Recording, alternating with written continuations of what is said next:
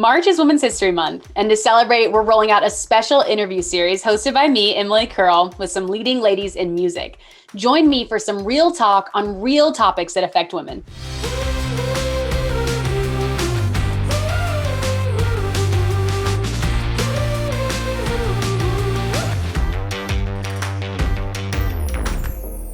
Hey everyone, it's your girl, Emily Curl with iHeartRadio. And today we're joined by singer, songwriter, and dancer, Tate McRae. Hi Tate, it's so good to see you again. You too, how are you?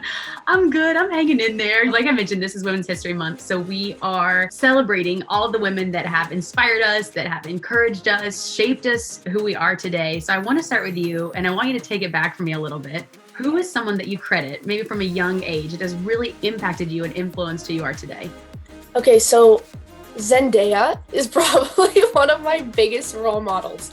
And I started watching her when I was like 10 because I was like watching Shake It Up. I was like obsessed with Disney, whatever. Oh, we're talking there, yes. And then I literally kept on watching her over the years went on. And I used to stalk her this sounds really bad, but I used to watch all of her interviews and I used to watch all of her shows and her movies and her songs. And I think she's just honestly one of the classiest, most badass people I've ever seen. And it would be my dream to meet her one day. What did you think of her in Euphoria? Oh my gosh, Euphoria was so good. And so good. I love the fact that she's so gorgeous and such a classy girl, but she can turn into this like crazy tomboy and put on this character, and it's the coolest thing. What about a woman in your life who's given you the best life advice? And what advice was that? Definitely my mom is a huge role in my life. She's been my dance teacher and my mom since I was 7. So I've basically grown up with her my entire life, and she's been my biggest critic. Like always giving me corrections, always telling me what I can do better. But then again, like she will support me forever, and probably is my biggest fan. And you know, she's always probably her best advice she gave me when I was like 8 years old is whatever happens, wherever you go, whatever you do in life is just work hard and stay humble and kind. Now, thinking about, you know, your own life and how you've grown, what have you learned to love or make peace about yourself now that maybe you didn't when you were younger? I think the problem is when you're like around people, all you do is look at the negative parts of your personality. And I think that kind of happened to me when I was younger is I was so focused on dancing and working that when I actually started to get somewhat of a social life as I got a little older, I just like noticed that in any room I would go into, I would critique everything about my personality and everything about myself. Yeah. And it would make me super self-conscious. And I think as I've grown up, I've just kind of, you know, you put yourself out in situations. I've done a lot more, and I feel like I'm very settled in myself now. And I'm, you know, don't ever have this feeling of comparison very often, which has been a very big relief for me, especially over the past 7 months is just being like really happy and, you know, really settled in your skin. Dang, that is such a like good place to be at, a good mindset, especially because I wanted to ask you a little bit about social media. You know, I feel like we've all been on it more, you know, even me, like during quarantine, it's like, I've been obsessed with TikTok, by the way, which we're going to talk about that in a second. But how do you, I mean, even sometimes like on my worst days, again, it's hard not to compare, or it's hard not to feel like you're not doing enough, or you're not like shining on Instagram or TikTok or whatever. Do you ever get in your head about that? And if so, like, how do you combat it? For sure. I mean, there's no way not to. I mean, that's the thing about social media is it basically is to promote everyone's success and everyone's highlights of their life. Yeah. And I look at my Instagram and sometimes I'll look back and be like, I had a mental breakdown this day. And this is the day that I posted one of my biggest achievements. Yeah. And that's such a false perception of life. And I think that's just the annoying part about social media is that it's not really going to change. Like that isn't really going to change. So it's very impossible not to look at it and see what you're not doing and what you should be doing and get that feeling of like impatience.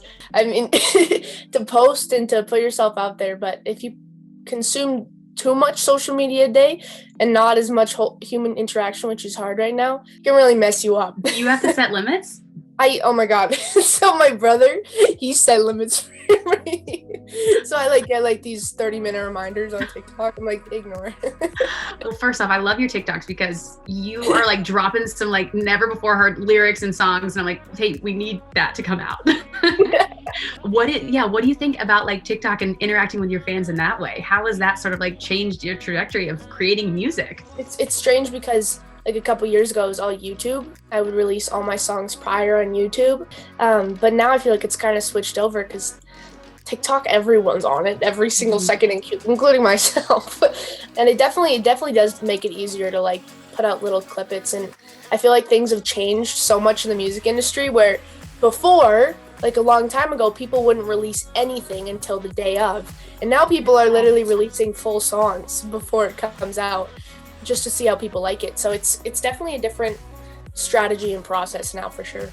I feel like this past year too, like you've absolutely exploded.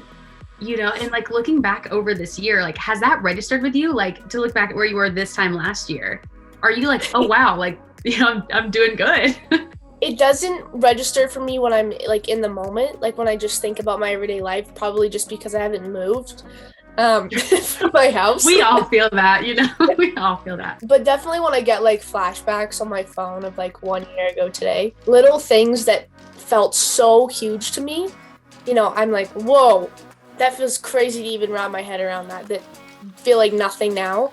So it's really cool. I mean, I'm really grateful that I've been able to do it all at home because at least I've gotten a sense of grounding. Yeah. But it's been crazy. I don't even know how to describe it. What perspective do you have looking back on those times when you see those little wins that you thought were a huge deal and where you are now? What sort of insight did that give you, again, looking ahead to the future? Well, sometimes when I look back at old photos, I get like, I'll like look back at a photo or I'll listen to a song and I'll get the exact feeling of how I felt in that moment. It'll like come through me and I know exactly how I was. And I think I'm so much happier right now than I was like a year ago. And I'm so much happier with the music I'm putting out and where I'm going and the people that are supporting me. Does it ever make you nervous like to have like so much of your personal life like on the internet or on social media? Yeah, it's terrifying. Really? It's so scary. I'm also a pretty private person, which seems like super ironic because I have my whole life online. But yeah, I mean, it's scary because you never know how people can switch things around or use it in weird ways. I feel like people can do crazy things on the internet and that's completely out of your hands. If you ever do get criticism like online, how do you deal with that? Does it still bother you like if you get trolls? I mean, I used to say like, oh, I don't get bothered by the hate, like whatever. I do. I mean, it obviously hurts really bad. I think it's like me in real life. Like if someone were to come up to me and say something that was not so nice, I'm not the type of person to take it to heart like a lot. If I don't believe what they're saying, I won't believe it. But if it's something that's like real, that's when it burns. But if it's something that's made up, I feel like it has no relevance in my life at all. So that's a healthy way to look at it. Yeah. On your down days, whose badass female energy do you channel when you need like the extra muscle? I mean, if I ever need badass energy for like a performance or something or getting into the studio, I'll sometimes channel like J-Lo. Oof. Yeah. I mean, iconic. How would you not? I mean, she's such a badass and I feel like she's obviously a great inspiration to look up to, all rounded. Like she's a true triple threat, acting, singing, dancing. And I feel like that's the type of woman that I want to be when I grow up, is someone who can, touch around in all realms and still be fire at everything. I feel like she's incredible, and that's definitely who's an inspiration for me. Now, Tate, last question for you. As we're gearing up, for the rest of 2021, what do you have planned? What can we expect from you? Oh my gosh, I'm so excited because this next month is gonna be crazy. I can't. Give us the tea, Tate. That's the thing. I really wish I could because I'm so excited. And I have an EP coming out very soon, which I've been working on and I'm so stoked for. Oh, congratulations. That's so exciting. Which will be really cool. So I'm excited because I've been saying to my fans I'll release an EP for like the past 8 months. So it's finally happening. Tate McRae, thank you so much for being here. It's always so great to chat with you. And congratulations on everything coming up. Thanks for talking with me. Of course, and thank you all for watching. Make sure you stream all of Tate McRae's music on iHeartRadio. And Tate, we'll see you next time. See ya. Thanks so much for watching our interview with Tate McRae. If you liked that one, check out our iHeartRadio series for Women's History Month at the link below. We'll see you next time. Hey guys, thanks so much for watching. Did you like that video? You can check out more over here. And don't forget to subscribe to iHeart right here. And if you're already a longtime fan, make sure you ring the bell down below so you don't miss a single video. Bye guys.